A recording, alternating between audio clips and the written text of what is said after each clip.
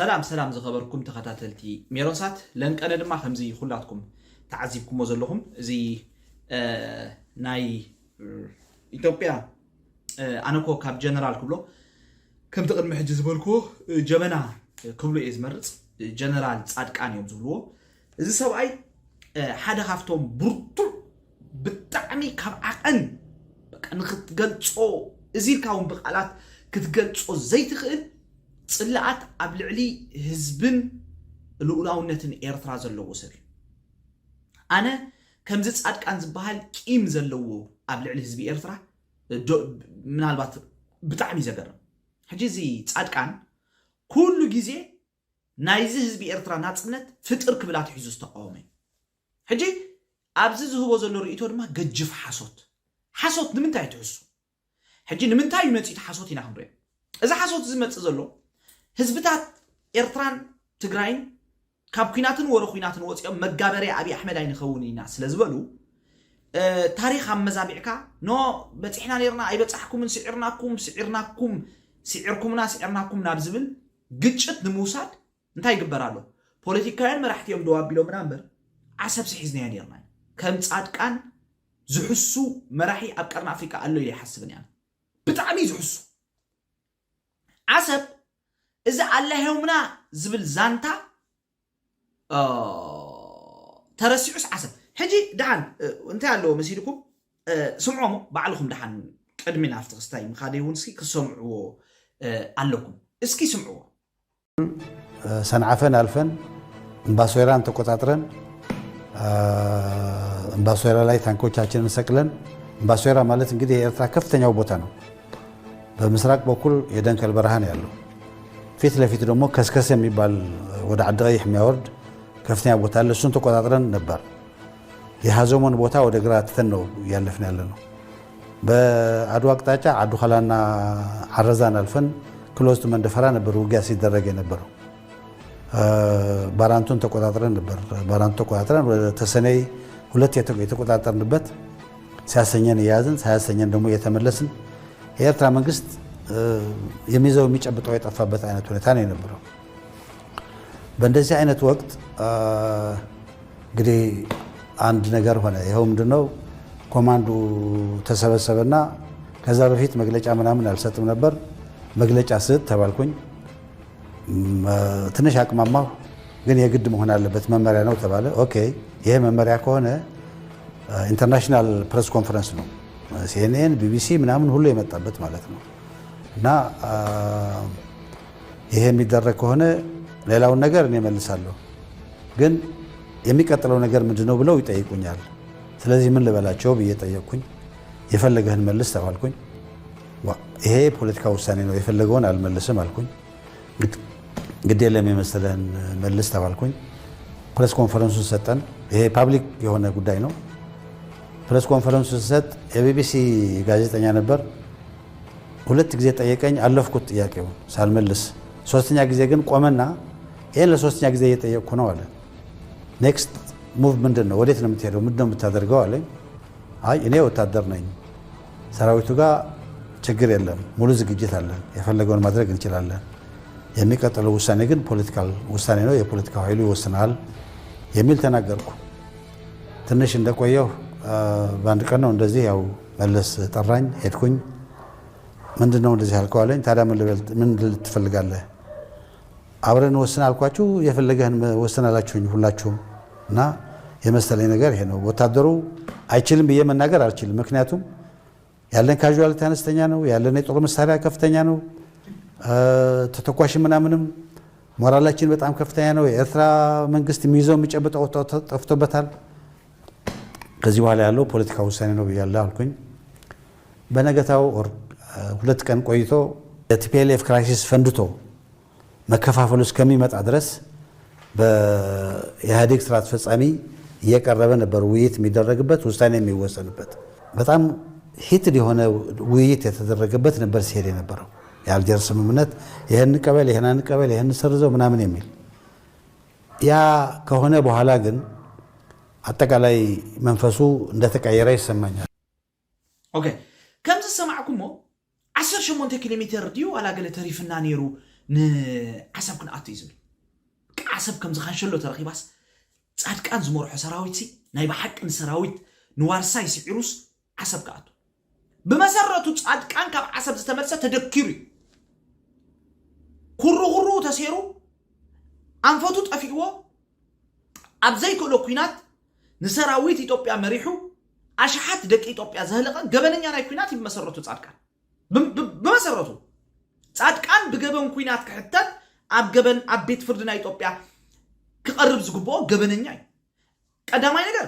እንዳማቱ መሬት ክዘምት ከይሓፈረ ካብ ቀደም ካብ ጥንቲ ኢትዮጵያ ናይ ዓሰብ ስናይ ኢትዮጵያ እዩ ዝሓስብ ነውራን በዓለገ ፈጺሙ ናይ ህዝቢ ትግራይ ደም ዘርኢ ዘይብሉ እውን ክትብሎ ትኽእል ኢኻ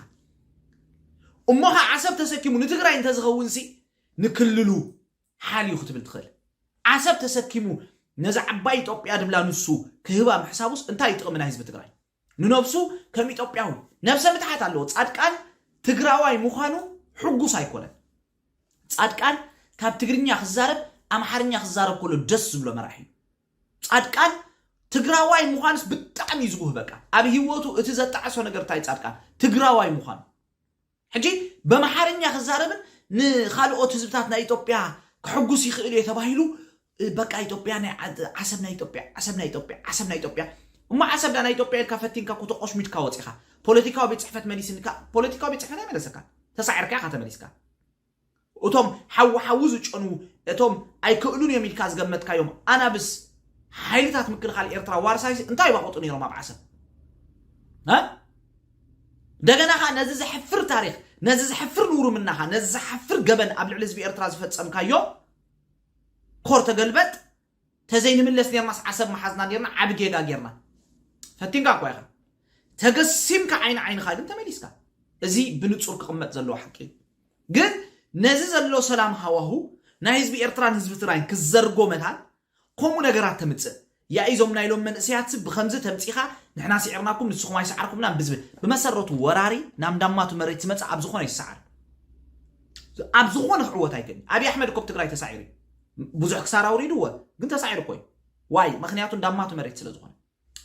ስለዚ ህዝቢ ኣብ መሬቱ ኸድካ ክትገዝኦ እንተደሊኻ ይሰዓሮን ኢኻ ኦብቪየስሊ ሩስያ ንዩክሬን ኣይሰዓረታን ኣሜሪካ ንኢራን ኣይሰዓረታን ስለዚ ኢትዮጵያ ንኤርትራ ሰዓር ኣይትኽእል እዳኸማ ኦሮብ ከተብል ትኽእል ዋላዳ ጻድቃን ብጀካ ሽም ጥራሕ ኢኻ ሒዝካ ናይ ጀነራል እምበር ቁሩብ እኳ ከም በዓል ወዲ ኤፍሬም ከም በዓል ጀነራል ስብሓት ኤፍሬም ቁሩብ ኣንቢብካ ትንትን ትርዳእ ነርካ ተትኸውን ናይ ብሓቂ ጀነራል ጻድቃን ብመሰረቱ ዋላ ሒዝካዮ ነርካ እንተትኸውን እንታይ እዩ ነይሩ ትመደብ ዋላ እስከሓዙ ዓሰብ ክትቀስን ማለት ድሽዑ ዓሰብ ኮፍ ኢልካስ ንግዲ ከተካይድ እንታይ ክትገብር ኢትዮጵያ ስለዚ እዚ 101 ዝኾነ ፖለቲካ እዩ ሕራይ እስከሓዝካዮ ዋላ ባሕሪ እንታይ ዝመጽእ ውፅእ ይድሓ ንሕና ክስቕ ኢና ክንሪኦ ማለት እዩ ንግዚኡ ክትሕዞ ኢኻ ከነምልሶ ኢልናኻ መሪር መስዋዕት ክንከፍል ኢና ክንዋጋ ኢና ስለዚ ኣብ ውግእ ንነብር ማለት እዩ ናይ በዓል ጀነራል ጻድቃን ህላውነት ኣብ ውግእ ዝረጋገጽ ዳትስ ዋይ ሕጂ እውን ምስቲ 1 ሚልዮን ዘጥፋኣልካ እስኻ ዝመራሕካዮ እኮ TDF 1 ሚልዮን ዋላ ሰላይ ነርካ ትኸውን ኣብ ናይ TDF ባይ ዘ ወይ እዞም ገሊኹም ናብ ኣብይ ኸድኩም ዘለኹም ተጋሩ ሰለይቱ ነርኩም ክትኮኑ ትኽእሉ ኢኹም ህዝቢ ትግራይ ብጥንቃቐ ክዕዘበኩም ክኽእል ኣሎ 1 ሚልዮን ድሕራ ጥፊስ እንታይ ክትፈቕጥ ኢኻ ናብ ኣብይ ኣሕመድ ከድካስ ዓሰብ ከም ጸልካ ክሕግዘካ ትብሎ ዘለኻ ንውርምና እኳ እዚ ነቲ ህዝቢ ትግራይ ዝደገፎ መሰል ልኡላውነት መሰል ርእሰ ውሳነ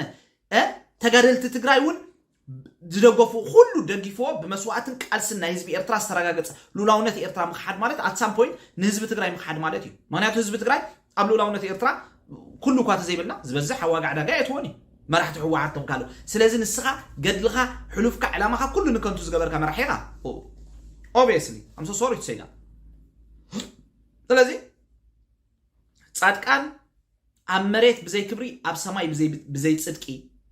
መታን ኩሉ ሓዲ ከይተርፍ እዚ ዝግበር ዘሎ ኣየድልን ኣብ ልዕሊ ህዝቢ ኤርትራ ገበን ፈጺምካ ኢኻ ኣብ ልዕሊ ህዝቢ ትግራይ ጥልመት ፈጺምካ ኢኻ ስኻ ክትመክር ዝግባኣካ ምስ ተጋደልቲ ሕወሓት ካብ ቀደም ካብ ምስ ሕወሓቱን ካብ ቀደም ካውን ጠላም ኢኻ ነርካ ሕወሓት ቀደሙን ሰጊጎም ካዮም ካብ ቀደም ካውን ብመሰረቱ ኣብ ትግራይን ናይ ትግራይ ፖለቲካ እንደይኮነ ኣብ ዓባይ ኢትዮጵያ ኢኻ ነብስኻ ተእትዋ ንስኻ ትግራይ ትንእሸክ እያ ንዓኻ ኣይተጻድቃን ብመሰረቱ ትግራይ ትንእሰክ እያ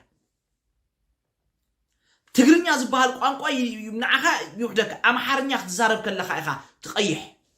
በቃ ይትፈቶን ኢኻ ትግርኛ ቋንቋ ዋላ ይትፈቶን ኢኻ ዋላ ድኾነ ናይ ትግራይ ነገር እውን ኣይትፈቶን ኢኻ እቲ ኣብ ኩናት ዲገለን ህዝቢ ትግራይ ምናልባት ምስኡ ዝኸድካሉ ኸማን ንህላውነት ህዝቢ ትግራይ ልካ ይኮንካ I don't think so ንህላው ምናልባት ነቲ ዝነበረ ኣዲስ ኣበባ ንብረትካ ንኸይጠፋእካ ዝገበርካ እዩ መወዳእታኻ ምስ ኣብይ ኣሕመድ ተሰማሚዕካ ስለዚ ኣብ ልዕሊ ህዝቢ ትግራይ ዝፈፀምካዮ ክሕደት ከይኣክል ንህዝቢ ኤርትራ ቁስሉ ክትጎድእ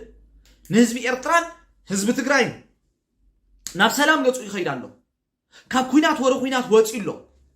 እስኪ እዚ ህዝቢ ቅሳነት ረኺቡሉ ኣብ ዝበሃለሉ ዘሎ መድረኽ ድማ ኣብ ክንዲ ተዋሳኢ ኮንካ ካብ ሕሉፍካ ተማሂርካ ተጣሒስካ እስከ እንታይ ክግበር ይከኣላ ክንዲ ትብል ኣብ ክንዲ ትዓሪ ትዘርግ ኮንካ ነዛ ዓባይ ኢትዮጵያ ዓሰብ ከም ጻልኪ እንዳበልካ ትፍክር ፈኸራ ይጠቅም ዲና ይባሓቂ 18 ኪሎ ሜትር 18 ኪሎ ሜትር ቀሊል ኣይኮነን 18 ኪሎ ሜትር በፅሕና ነርና ተልካስ ተሪፉ ዝነበረ ንስኻ ድራእየካ ነበረ ባሕሪ ዓሰብ ሙናን ተቆሽሚድካ ብብሬን ባሕልታት ምክልኻል ኤርትራ ጻልጣ ስዕረት ተሳዒርካ ኣብ ጥራይ ጎልጎል ሰራዊትካ ረኪስካ ኣላሂውምና ተባሂሉ መዓት ክሳራ ዝሰከምካዮ ኢትዮጵያ መሪሕነትካ ስኻ ማለት እዩ ስኻ ቡልቂ ዓፋር ኣሎ በሎ ኦሮሞ ኣሎ በሎ ምሓር ኣሎ በሎ እንዳበልካ ሃጂምካ ገበነኛ ኢኻ ንመንእሰያት ኢትዮጵያውያን ኣብ ኩናት ዘህለቕካ ገበነኛ ናይ ኩናት ኢኻ ማለት ክሰስ ግባእካ እዩ